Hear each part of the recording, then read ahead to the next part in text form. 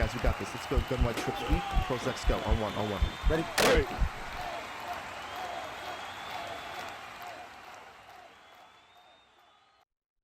What's going on, everyone? AntCap24 here from HuddleGG. In today's video, we're going to show you how to bomb cover 3 invert over the top for a one-play score.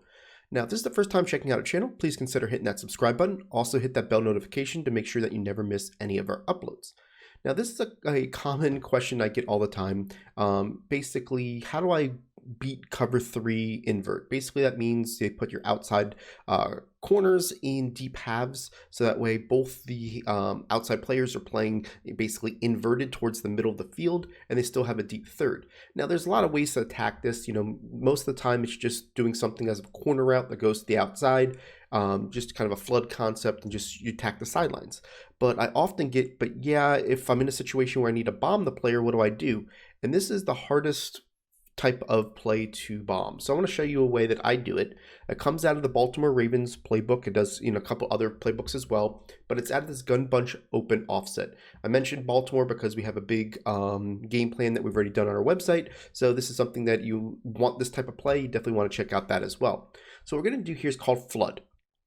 And I purposely did not put Henry Ruggs in at the B receiver. I actually took him out just because I want to make sure that you see that, yes, speed does matter, but it doesn't need the best of best speed to make it work. So with this defense, I'm just going to press, and I'm going to put these guys in outside halves. See how these guys are both in outside halves? With this alignment, with the way that they are basically spread out in a bunch, you're going to see that the outside player is going to basically pinch in, allowing this outside fade to get over him and get the one-play score. Now, it's not the route itself that you have to worry about because he's going to get open very, very consistently. It's the throw. Okay, the throw is basically something that if you wait too long and you try to out-throw him and throw it, for a touchdown, the guy will have an opportunity to get back. It's more about when you see him beating him, you want to lob past this, give it some air, let your receiver get down and get it. So watch what happens here. The guy's going to pinch in. Once you see that he's beat, you want to lob past this ball, catch it, and go for the one-play score. Okay, the longer you wait on this throw, the longer, the less effective it's going to be. Okay, going to show it again here.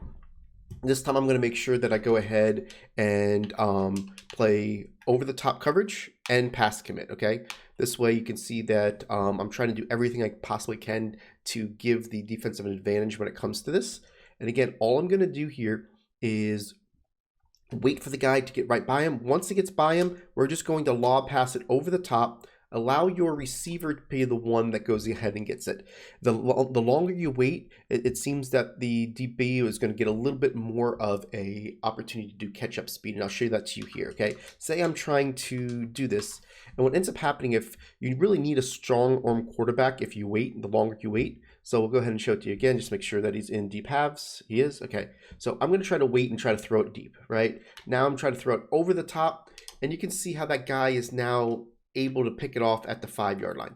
If I was able to lob pass it, then you saw that I was able just to let the ball in the air, and it doesn't look like the DB gets as much closing speed when the ball's lofted already than it does when you let him run.